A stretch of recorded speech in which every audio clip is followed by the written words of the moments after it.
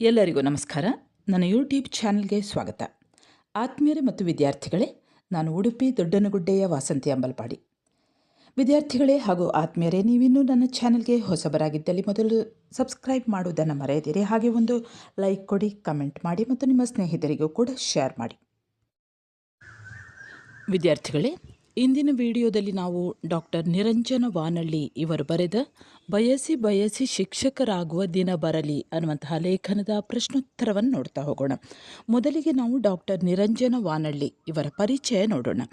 Doctor ನಿರಂಜನ ವಾನಳ್ಳಿಯವರು ಹುಟ್ಟಿದ್ದು August 25, 1965ರಲ್ಲಿ Uttara Kannada ಜಿಲ್ಲೆಯ ವಾನಳ್ಳಿ ಅನ್ನುವಂತಹ ಊರಿನಲ್ಲಿ ಜನಿಸಿದಂತಹ ನಿರಂಜನ ವಾನಳ್ಳಿಯವರು ತಮ್ಮ ಪ್ರೌಢಶಾಲಾ ಶಿಕ್ಷಣವನ್ನು ಮೈಸೂರಿನ ರಾಮಕೃಷ್ಣ ವಿದ್ಯಾಶಾಲೆಯಲ್ಲಿ ಮುಗಿಸಿ ಮೈಸೂರು ವಿಶ್ವವಿದ್ಯಾನಿಲಯದಲ್ಲಿ ವಿದ್ಯಾಭ್ಯಾಸವನ್ನು ಮುಂದುವರಿಸಿದರು.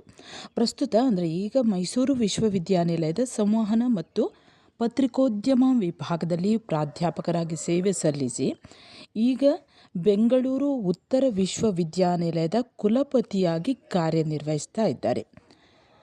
ಕವಿಯಾಗಿ, ವಿಮರ್ಶಕರಾಗಿ, ಸಂಶೋಧಕರಾಗಿ, ಪ್ರಾಧ್ಯಾಪಕರಾಗಿ, ಅಂಕಣಕಾರ ಹಾಗೂ ನುಡಿಚಿತ್ರಕಾರರಾಗಿ ಪ್ರಸಿದ್ಧರಾಗಿರುವಂತಹ ಡಾಕ್ಟರ್ ನಿರಂಜನ ವಾನಳ್ಳಿಯವರು ಇವರು 1999ರಲ್ಲಿ ಮೈಸೂರು ವಿಶ್ವವಿದ್ಯಾನಿಲಯದಲ್ಲಿ PhD ಪದವಿಯನ್ನು ಪಡೆದುಕೊಂಡಿದ್ದಾರೆ. ಇವರು ಅನೇಕ ಲೇಖನಗಳನ್ನು ಬರಿತಾ ಇದ್ದರು, ಅನೇಕ ಪತ್ರಿಕೆಗಳಿಗೆ ಲೇಖನಗಳನ್ನು ಬರಿತಾ ಇದ್ದರು. ಅವುಗಳಲ್ಲಿ ಮುಖ್ಯವಾದದ್ದು ಉದಯವಾಣಿ, ವಿಜಯ ಕರ್ನಾಟಕ, ಜನವಾಹಿನಿ, ಮುನ್ನಡೆ ಪತ್ರಿಕೆಗಳು.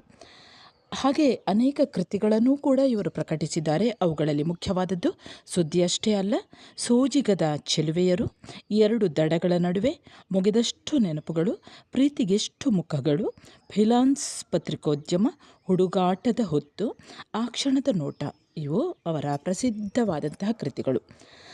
ಹಾಗೆ ಕಂಡಿದ್ದು ಕಾಡಿದ್ದು ಇವು ಅಂಕಣ ಸಾಹಿತ್ಯ, ತುಡಿದ ಮನ ಇದು ನುಡಿಚಿತ್ರದ ಹೆಸರು. ಹಾಗೆ ಪ್ರವಾಸ ಸಾಹಿತ್ಯವನ್ನು ಬರೆದಿದ್ದಾರೆ, ಅದರ ಹೆಸರು ಒಮಾನ್ ಒಂಬ ಒಗಟು. ಹಾಗೆ ಒಂದು ಅಡಿ ಭೂಮಿ, ಬೊಗಸೆ ತುಂಬ ಪ್ರೀತಿ, ಇವು ಕವನ ಸಂಕಲನದ ಹೆಸರು. ಇವುಗಳಲ್ಲದೆ ಅನೇಕ ಕೃತಿಗಳನ್ನು ಕೂಡ ರಚಿಸಿದ್ದಾರೆ. ಹಾಗೆ ಅನೇಕ ಅಂತಾರಾಷ್ಟ್ರೀಯ ಹಾಗೂ ರಾಷ್ಟ್ರೀಯ ವಿಚಾರ ಸಂಕಿರಣಗಳಲ್ಲಿ ಭಾಗವಹಿಸಿದಂತಹ ಇವರು ಪತ್ರಿಕೋದ್ಯಮದಲ್ಲಿ ತುಂಬ ಆಸಕ್ತಿಯನ್ನು ಹೊಂದಿದ್ದಾರೆ. ಅನೇಕ ಲೇಖನಗಳನ್ನು ಕನ್ನಡ ಪತ್ರಿಕೋದ್ಯಮಕ್ಕೂ ಕೂಡ ಅವರು ಬರೆದಿದ್ದಾರೆ. ಇವರ ಪತ್ರಿಕೋದ್ಯಮ ಹಾಗೂ ಸಾಹಿತ್ಯಾಭಿರುಚಿಗೆ ಒಲಿದಂತಹ ಪುರಸ್ಕಾರಗಳು ಹಲವು.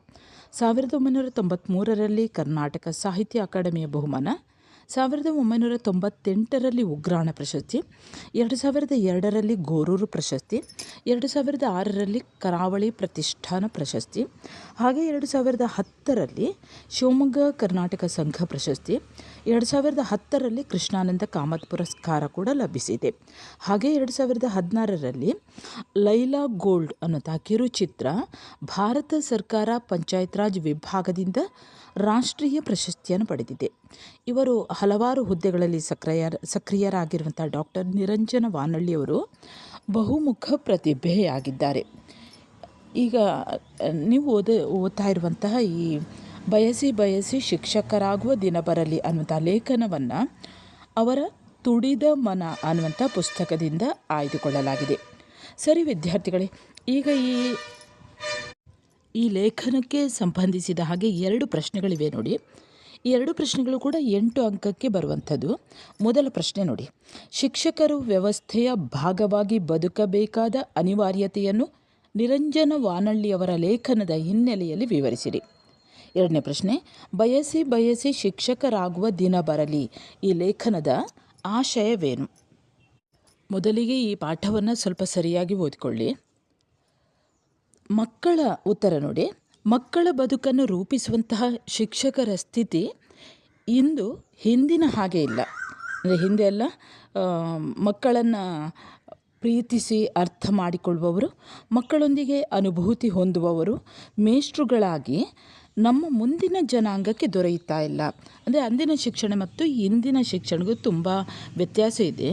ಆ ಒಂದು ವಿಷಾದವನ್ನು ಈ ಒಂದು ಲೇಖನದಲ್ಲಿ ಗಮನಿಸಬಹುದು.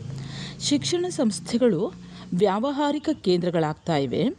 ಶಿಕ್ಷಣವು ವಿದ್ಯಾರ್ಥಿಗಳಿಗೆ ಪೂರಕವಾದಂತಹ ವಾತಾವರಣವನ್ನು ಒದಗಿಸ್ತಾ ಇಲ್ಲ. ಹಾಗೆ ಶಿಕ್ಷಕರೂ ಕೂಡ ಒಂದು ವ್ಯವಸ್ಥೆಯ ಭಾಗವಾಗಿ ಬದುಕಬೇಕಾದಂತಹ ಅನಿವಾರ್ಯತೆ ಬಂದೊದಗಿದೆ. ಇಂತಹ ಒಂದು ಸನ್ನಿವೇಶದಲ್ಲಿ ಅಬ್ದುಲ್ ಕಲಾಂರಂತಹ ಮಹಾನ್ ವ್ಯಕ್ತಿಗಳು ಬೋಧಿಸಿದ ಪ್ರಮಾಣ ವಚನ ನಮಗೆ ಮಾದರಿಯಾಗಲಿ ಅನ್ನೋದೇ ಈ ಲೇಖನದ ಮುಖ್ಯವಾದಂತಹ ಆಶಯ. ಇವತ್ತಿನ ಶೈಕ್ಷಣಿಕ ವ್ಯವಸ್ಥೆಯಲ್ಲಿ ಶಿಕ್ಷಕರಿಗೆ ಅಂತಹ ಸವಲತ್ತು ಪ್ರೋತ್ಸಾಹಗಳು ಏನೂ ಇಲ್ಲ. ಶಿಕ್ಷಕರಿಗೆ ಕಡಿಮೆ ಸಂಬಳ ಕೊಡಲಾಗ್ತಾ ಇದೆ. ಮುಂದಿನ ಜನಾಂಗವನ್ನು ತಯಾರು ಮಾಡುವಂತಹ ಶಿಕ್ಷಕ ವೃತ್ತಿಯನ್ನು, ಅಂದರೆ ಶಿಕ್ಷಕರನ್ನು ಇಂದಿನ ಸಮಾಜ ಬಹಳಷ್ಟು ಹಗುರವಾಗಿ, ಅಂದರೆ ಅಗೌರವದಿಂದ ಕಾಣ್ತಾ ಇದೆ. ಕೊಡಬೇಕಾದಂತಹ ಗೌರವವನ್ನು ಕೊಡ್ತಾ ಇಲ್ಲ. ಈಗ ಯಾರಿಗೆ ಗೌರವವನ್ನು ಕೊಡ್ತಾ ಇದ್ದಾರೆ, ಹಾಗೆ ಈ ಒಂದು ಶಿಕ್ಷಣ ಸಂಸ್ಥೆಗಳನ್ನು ಯಾರು ತೆರೀತಾ ಇದ್ದಾರೆ ಅಂದರೆ, ರಾಜಕಾರಣಿಗಳಿಗೆ, ಪ್ರಭಾವಿ ಜನಗಳಿಗೆ ಬಹಳ ಲಾಭದಾಯಕವಾದಂತಹ ವೃತ್ತಿ ಎಂದರೆ ಇಂಗ್ಲಿಷ್ ಮೀಡಿಯಂ ಶಾಲೆಗಳನ್ನು ತೆರೆಯುವುದು. ಅದರಲ್ಲಿ ಮುಖ್ಯವಾಗಿ CBSE, ICSE ಶಾಲೆಗಳು. ಈ CBSE, ICSE ಮೊದಲಾದ ಭ್ರಮೆಗಳು ನಮ್ಮ ಪಾಲಕರಿಗೆ ಎಂದಿನವರೆಗೆ ಇರ್ತದೋ ಅಂದಿನವರೆಗೆ ಅವುಗಳನ್ನು, ಅಂದರೆ ಆ ಶಾಲೆಗಳನ್ನು ತೆರೆಯುವುದು ಒಂದು ಲಾಭದಾಯಕ ದಂಧೆಯಾಗಿ ಮುಂದುವರಿತಾ ಇದೆ. ಇಂತಹ ಒಂದು ಸಂಸ್ಥೆಯನ್ನು ತೆರೀಬೇಕಾದ್ರೆ ಪ್ರಭಾವಿ ಜನ ತಮ್ಮ ಪ್ರಭಾವವನ್ನು ಬಳಸಿ ತೆರೆಯುವ ಶಾಲೆಗಳಿಗೆ ಚಂದದ ಕಟ್ಟಡವಿರ್ತದೆ, ದೊಡ್ಡ ಹೆಸರಿರ್ತದೆ. ವಿದ್ಯಾರ್ಥಿಗಳನ್ನು ಸೆಳೆಯುವಂತಹ ಆಕರ್ಷಕ ತಂತ್ರಗಳೂ ಕೂಡ ಈ ಶಾಲೆಗಳಲ್ಲಿ ಇರ್ತವೆ. ಆದರೆ ವಿಪರ್ಯಾಸ ಎಂದರೆ ಅಂತಹ ಒಳ್ಳೆಯ ಕಟ್ಟಡಗಳನ್ನು ಉಳ್ಳಂತಹ, ಒಳ್ಳೆಯ ಸವಲತ್ತುಗಳನ್ನು ಉಳ್ಳಂತಹ ಆ ಶಾಲೆಗಳಲ್ಲಿ ಪ್ರತಿಭಾನ್ವಿತ ಅಧ್ಯಾಪಕರು ಇರುವುದಿಲ್ಲ. ಈ ಪ್ರತಿಷ್ಠಿತ ಶಾಲೆಗಳಲ್ಲಿ ಆಗ್ತಾ ಇರುವುದು ಏನೆಂದರೆ ಒಳ್ಳೆಯ ಅಧ್ಯಾಪಕರ ಕೊರತೆ. ಒಂದು ಶಾಲೆಯನ್ನು, ಲೇಖಕರು ಹೇಳ್ತಾರೆ, ಒಂದು ಶಾಲೆಯನ್ನು ಅಳೆಯಬೇಕಾದದ್ದು ಅಲ್ಲಿಯ ಕಟ್ಟಡ ಅಥವಾ ಸಲಕರಣೆಗಳಿಂದಲ್ಲ, ಅಲ್ಲಿ ಎಷ್ಟು ಜನ ಒಳ್ಳೆಯ ಅಧ್ಯಾಪಕರಿದ್ದಾರೆ ಎನ್ನುವುದರಿಂದ. ಎಲ್ಲ ಸವಲತ್ತುಗಳು ಇರುವಂತಹ ಕಟ್ಟಡಗಳು ಇದ್ದು ಅಲ್ಲಿ ಒಳ್ಳೆಯ ಅಧ್ಯಾಪಕರು ಇಲ್ಲವಾದರೆ ಅಂತಹ ಶಾಲೆಗಳು ಇದ್ದು ಏನು ಪ್ರಯೋಜನ ಅಂತ ಇಲ್ಲಿ ಲೇಖಕರು ಕೇಳ್ತಾರೆ. ಒಂದು ಮಾತಿದೆ, ದೇಶದ ಅತ್ಯುನ್ನತ ಪ್ರತಿಭೆಗಳನ್ನು ಶಿಕ್ಷಣದತ್ತ ಸೆಳೆಯುವುದಕ್ಕಾಗಿ ಅತ್ಯುತ್ತಮ ಸಂಬಳ ಸಿಗಬೇಕಂತೆ. ಇದು ನಿಜವೇ. ಆದರೆ ಉನ್ನತ ಸಂಬಳ ನೀಡಬೇಕಾದುದು ಪ್ರಾಥಮಿಕ ಶಿಕ್ಷಕರಿಗೆ ವಿನ ಕಾಲೇಜು ಶಿಕ್ಷಕರಿಗೆ ಅಲ್ಲ ಅನ್ನುವಂಥದ್ದು ಲೇಖಕರ ಅನಿಸಿಕೆ.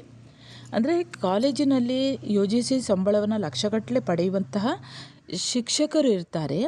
ಆದರೆ ಅವರು ಮೂಲವಾಗಿ ಯಾವ ಮಕ್ಕಳಿಗೆ ಶಿಕ್ಷಣವನ್ನು ದೊರಕಬೇಕಾಗಿತ್ತೋ, ಒಳ್ಳೆಯ ಶಿಕ್ಷಣ, ಅವರಿಗೆ ಆ ಪ್ರಾಥಮಿಕ ಶಾಲೆಯ ಶಿಕ್ಷಣವನ್ನು ಹೇಳುವಂತಹ ಶಿಕ್ಷಕರಿಗೆ ಒಳ್ಳೆಯ ಸಂಬಳ ಸಿಗ್ತಾ ಇಲ್ಲ. ಹಾಗಾಗಿ ಅಂದರೆ ಬೇರೆ ವೃತ್ತಿಗಳಿಗೆ ಹೋಲಿಸಿದರೆ ಪ್ರಾಥಮಿಕ ಶಾಲಾ ಶಿಕ್ಷಕರಿಗೆ ಸಂಬಳ ಕಡಿಮೆ, ವೇತನ ಕಡಿಮೆ. ಹಾಗಾಗಿ ಬಯಸಿ ಪ್ರಾಥಮಿಕ ಶಿಕ್ಷಕರಾಗುವುದು ಬಹಳ ಕಡಿಮೆ ಜನ. ಇಂದಿನ ಮಕ್ಕಳು ಇಂಜಿನಿಯರ್ ಆಗಬೇಕು, ಡಾಕ್ಟರ್ ಆಗಬೇಕು, ಸೋಲ್ಜರ್ ಆಗಬೇಕು ಅನ್ನುವಂಥದ್ದನ್ನು ಬಯಸುವುದು ಹೆಚ್ಚು. ಆದರೆ ಶಿಕ್ಷಕರಾಗಲು ಬಯಸ್ತಾ ಇಲ್ಲ.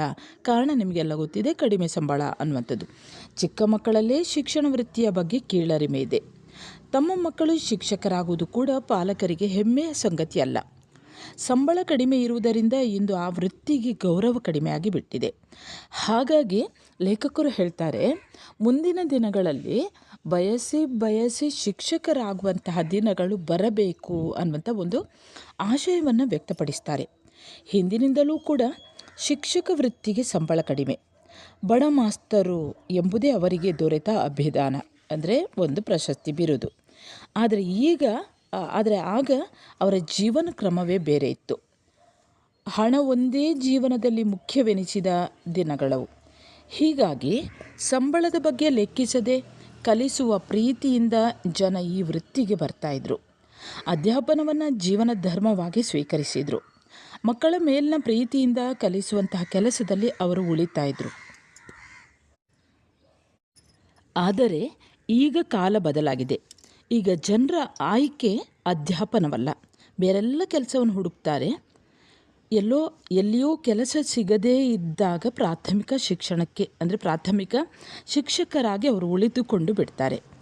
ನಮ್ಮ ಮಕ್ಕಳ ಬದುಕನ್ನು ರೂಪಿಸುವ, ಸರಿಯಾದ ಭೂಮಿಕೆ ಸಿದ್ಧಪಡಿಸುವ ಕೆಲಸ ಆಗುವುದೇ ಪ್ರಾಥಮಿಕ ಶಾಲೆಗಳಲ್ಲಿ. ಅಲ್ಲಿ ಜೀವನಾಸಕ್ತಿಯನ್ನು ಬಿತ್ತುವ ಶಿಕ್ಷಕರು ಸಿಗದ ಮಕ್ಕಳು ನಿಜಕ್ಕೂ ಕೂಡ ಶಾಪಗ್ರಸ್ತರು. ಹಾಗಾಗಿ ನಿಜವಾಗಿ ಮಕ್ಕಳು ಬದುಕನ್ನು ರೂಪಿಸುವ, ಮಕ್ಕಳನ್ನು ಪ್ರೀತಿಸಿ ಅರ್ಥ ಮಾಡಿಕೊಳ್ಳುವ, ಮುಖ್ಯವಾಗಿ ಮಕ್ಕಳೊಂದಿಗೆ ಅನುಭೂತಿಯನ್ನು ಹೊಂದುವಂತಹ ಶಿಕ್ಷಕರು ದೊರೆತರೆ ಶಿಕ್ಷಕ ವೃತ್ತಿಯ ಗೌರವ ಹೆಚ್ಚಲು ಸಾಧ್ಯ.